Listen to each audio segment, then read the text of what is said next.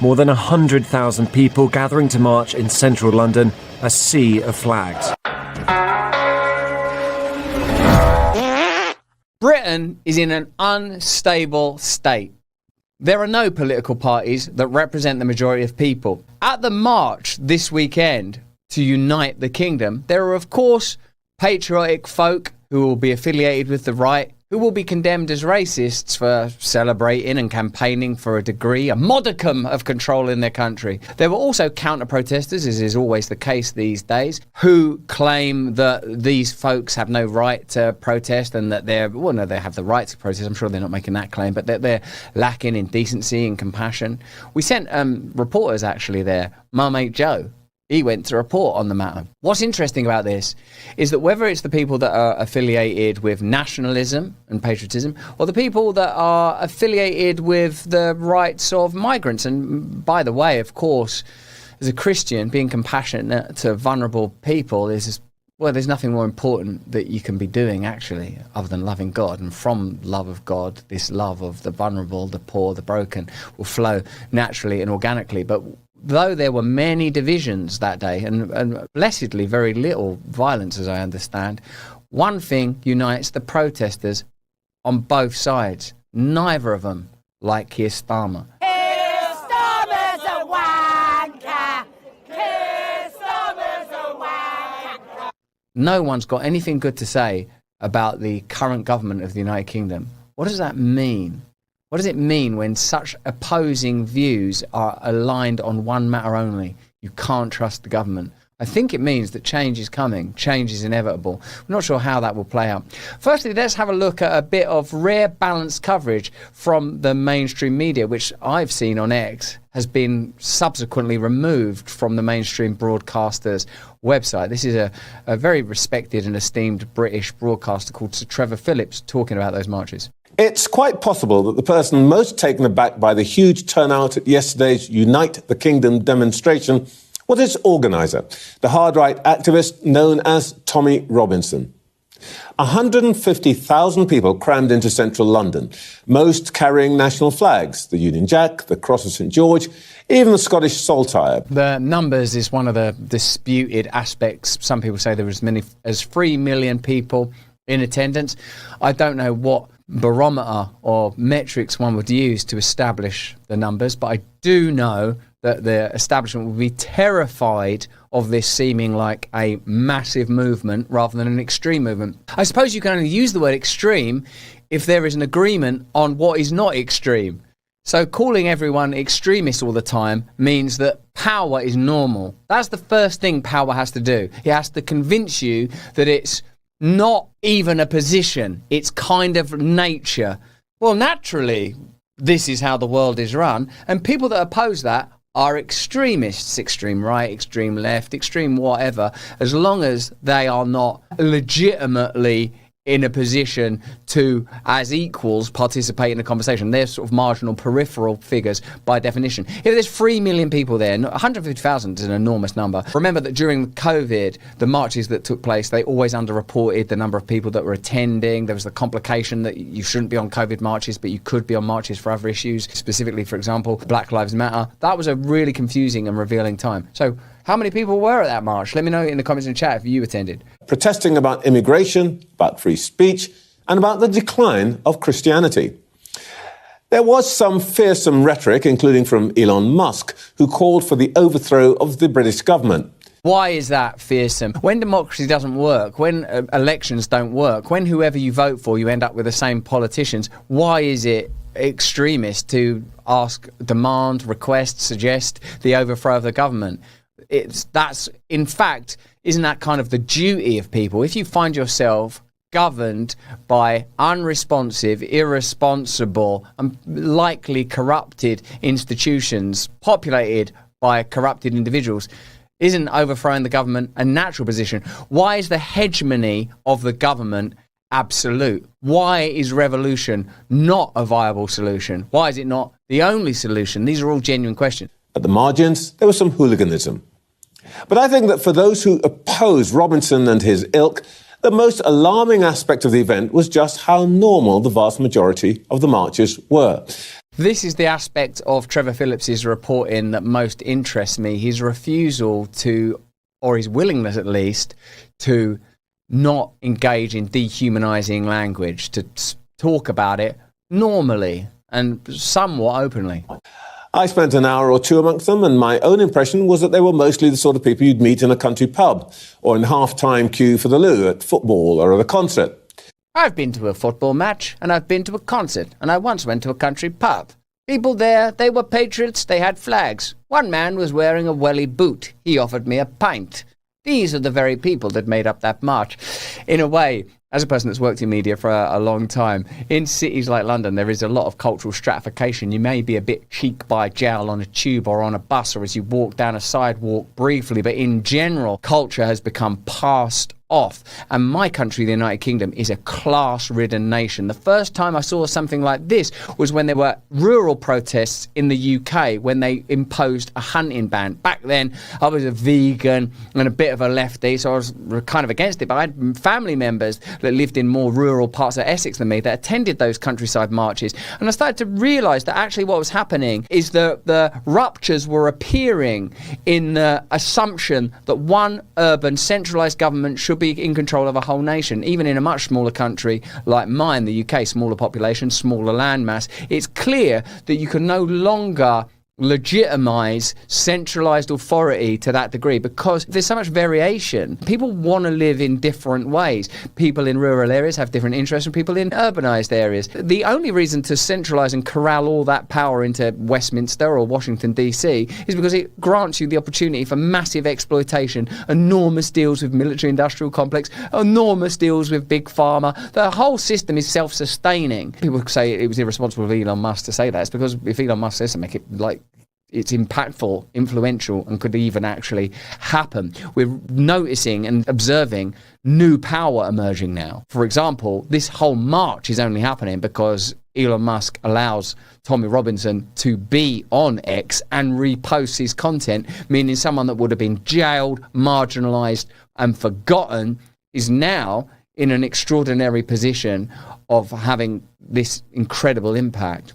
The world has become increasingly divided, politically, socially, and economically, but many of these divisions stem from a deeper misunderstanding of how money, markets, and policy actually work. Wouldn't it be nice if there was an investment app that was designed by people who understand a macro perspective and how global events affect your finances? And now you can have that power in the palm of your dick. Hand. That's hand, isn't it? Is that how could I get confused? With the Alio Capital app, powered by Altitude AI, which identifies shifts in inflation, interest rates, and global risk, then adapts portfolios in real time. Alio is designed for hands-on or hands-off investors. Macro investing for people who want to understand the big picture. Investing is confusing. Get the Alio app to make it all simple. Go to the App Store or Google Play or text my name Russell to 511 511. Investing involves risks, including the potential of loss of principal. Past performance does not guarantee your results. See terms and conditions. Tax fees may apply. This is a paid advertisement for Alio Capital, baby. In case you thought it was me reading Shakespeare, that was an ad. There was a sprinkling of black and brown faces, and the event was brought to a close by a gospel group singing Jerusalem. All that must worry the traditional mass parties, Labour and Conservatives, now polling at less than 40% between them. They're draining support to parties like Reform and the Greens. And yet, a man recently out of jail, condemned as an extremist thug by most mainstream media outlets, can rally a demo the size of the entire population of Cambridge or Blackpool. A feat you couldn't imagine either Sir Keir Starmer or Kemi Badenoch pulling off anytime soon. Perhaps the people are sending us all a message. Let's see if anyone at Westminster's listening. Wow. I mean, indeed, it is a message. That's precisely what protest is. Let's have a look at some footage from the day. It is billed as a march to unite the nation, but it could be that the many thousands filling the streets of central London today emphasise also Britain's deepening divisions. They gathered under the red, white and blue, the climax of a summer of protest by those who believe they are losing control of their country. Sooner or later we're going to be the minority in our own country, and that's scary. I mean, some of it is to do with population, we're not having as many children anymore. Is that not a racist thing to say? No, I don't think so. I don't think so. We're right in what we're doing. If they want to call us far right, so be it. We're right, we believe in what we're doing. What, like, adorable British people. They've got the right to have those opinions, to have those views. If you think about what we were talking about with Charlie Kirk earlier, the normalisation of condemning people for being patriotic and nationalistic when it's only 50, 60, I don't know, maybe getting towards 100 years since people had to lay down and die for them flags. You can't sell that no more. You see the dude on the mobility scooter? No, I don't think it's racist. He's not like actively being a racist. People don't have time to go around being racist. If people harbour unconscious prejudices in the corners of their mind that are by definition unconscious, that's less of a problem than displacement, creating social disarray, not listening to people's concerns about migration, putting people up in hotels, not being mindful about the impact of a migrant class where there's significant incidents of abuse. Fact is, this is the real puzzle that they're unable to resolve, is you can't make the claim that you're protecting democracy and not listen to people. So this march is enormous. It's so significant because the only way they can countenance and shut this down is by saying that the people don't have the right to complain. And if you say they don't have the right to complain, you can't make the claim that this is a democracy. You can't make both of those claims. The tinderbox summer of protest promised by activists never truly caught flame. Instead, a slow burn of nationalism, maybe more powerful for it, and this was the culmination. More than 100,000 people gathering to march in central London, a sea of flags. Unite the Kingdom was the all-encompassing slogan, drawn widely enough to mean different things for different people, whether that was free speech or immigration. Why are they coming in like that? Surely that's wrong. Why would you, I wouldn't skip on a boat and go to another country and hop off and expect to be well looked after. But apart from that, this is just United Kingdom. Just to stand up for what I believe in. Yeah. We're losing identity of our country and somebody needs to stand up and fight for it. People may have had different reasons, but they came for the same person. At the centre of it all, the anti-Islam activist Tommy Robinson. None of his previous rallies had drawn a crowd this big. And what's newer too is the overt displays of Christian nationalism. When the crowd assembled, they were led in a chant of Christ as King, and then the Lord's Prayer. Hallowed be thy name. As the heavens opened. 4 giant screens were set up along Whitehall. Organisers said the area was completely full. When Robinson took the stage, it was more like a football match or a festival than a political rally. We weathered the storm, and today we are the storm. My mum has been telling me about this march, and I really wanted to go and support London. This was certainly the largest nationalist rally in recent memory. For those here, it was not just the cap to a long summer of discontent, but the start of something bigger. Yeah, clearly, plainly, this is something that can't be absorbed into the usual condemnation that accompanies anything that has an affiliation with nationalism. When I saw that Elon Musk was appearing by video link, that too made me realise that there are new dynamics, new relationships that can subvert the typical institutions that control power. Normally, in order to ensure ongoing control, a government just has to have the British media under control, which they do because they can have favourable relationships with them through various alliances and through facilitating their goals and aims. But now that's not how it works anymore. Trevor Phillips is on the right side to be a little sanguine because something like this could lead to a radical change in power fast. Hello. Hello, everyone.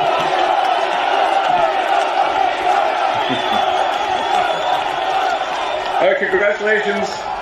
Congratulations, Tommy, on putting together an amazing event and really rallying the people of Britain. Elon, none of this could have happened without you giving the British public access to the truth and giving us free speech and fighting for our free speech. So on behalf of Great Britain and the British public, We're incredibly grateful, Elon. Hello. Hello, everyone.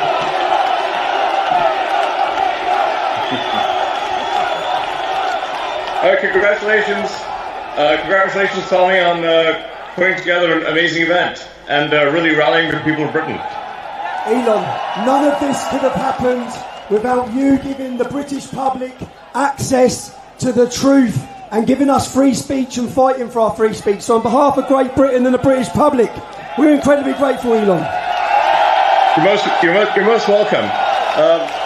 You're most welcome. And you may notice this T-shirt that I'm wearing is great British author George Orwell. What would Orwell think? I think that's generally a good way to look at these things.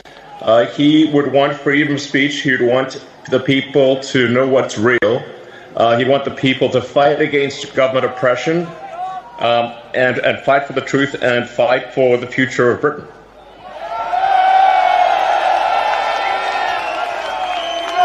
Elon, we are incredibly grateful for your time. We know what a busy man you are. Why is it important for you to be here today speaking at this Unite the Kingdom event?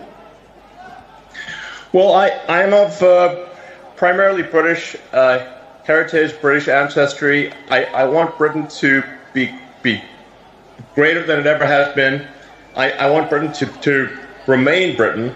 I think there's something beautiful about being British. And what I see happening is a destruction of Britain. Initially a slow erosion, but a rapidly increasing erosion of Britain with massive uncontrolled migration, a failure by the government to protect innocent people, including children who are getting gang raped. It's unreal. The government has failed in its duty to protect its citizens, which is a fundamental duty of government. This has got to stop. There needs to be massive government reform in Britain. And the people need to be in charge, not some bureaucracy that doesn't care. Elon, I believe that's what we've started today. Power by the people, sending a message worldwide. Elon, you spend an incredible lot of money on X. Why is free speech so important to you? Well, I believe you can't get to the truth of things without freedom of speech, without active debate. There's so many on the left that want to just crush debate and put people in prison just for talking, as you were, just for speaking their mind. The essence of democracy is it should be a government for the people, by the people. In fact, this is a government against the people and not for the people. This is why everyone is gathered here today, is something's got to be done. This is unacceptable. In 1 week, we've seen the murder of an activist who defined a set of criteria that have only recently emerged: online activism, the re-emergence of the right, new conversations around evangelism and Christianity, and a march where a tech billionaire, and perhaps the most powerful, certainly the richest man in the world, has appeared on stage through a video link, but with a man who's only recently gotten out of jail. What both of these events point to is a kind of almost inconceivable change in the way that power is operating across the world.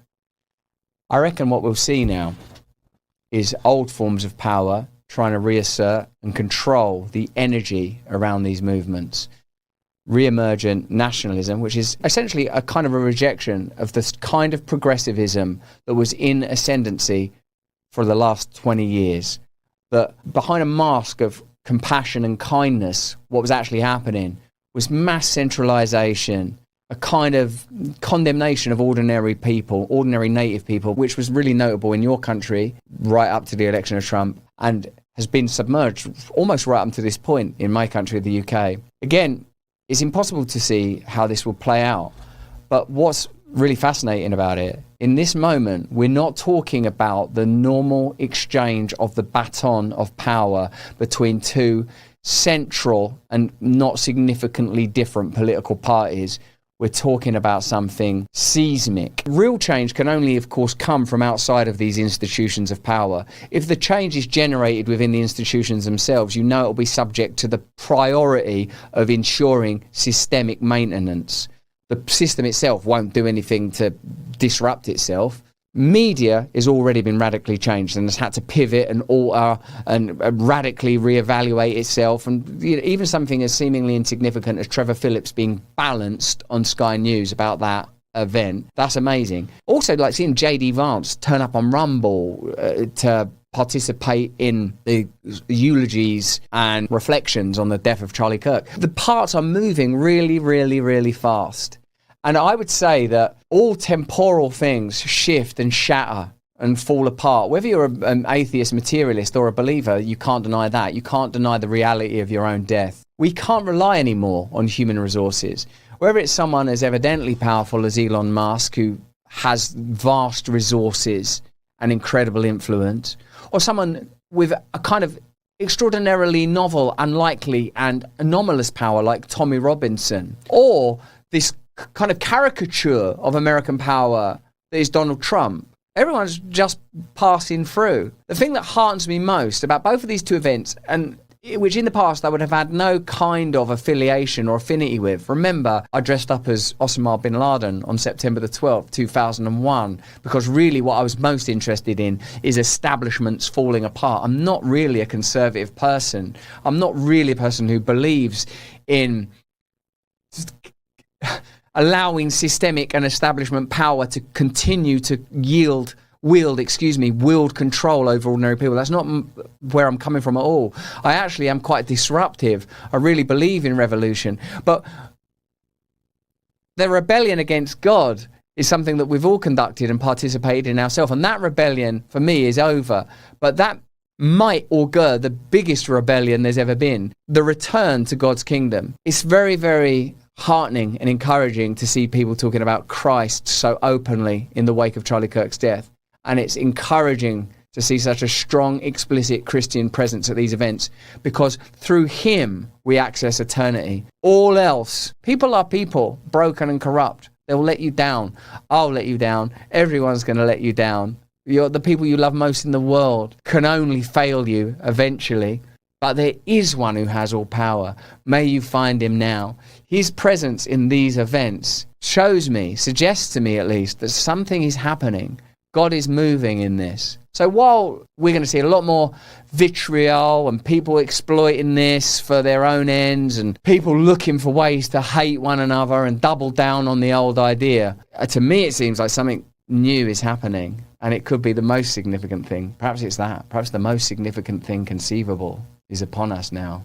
My prayer is that it is. You know what I'm talking about. But that's just what I think. Let me know what you think in the comments and chat. Thanks for watching the video. Have a look at this one over here, or join us Monday, Tuesday, Wednesday, Thursday on Rumble.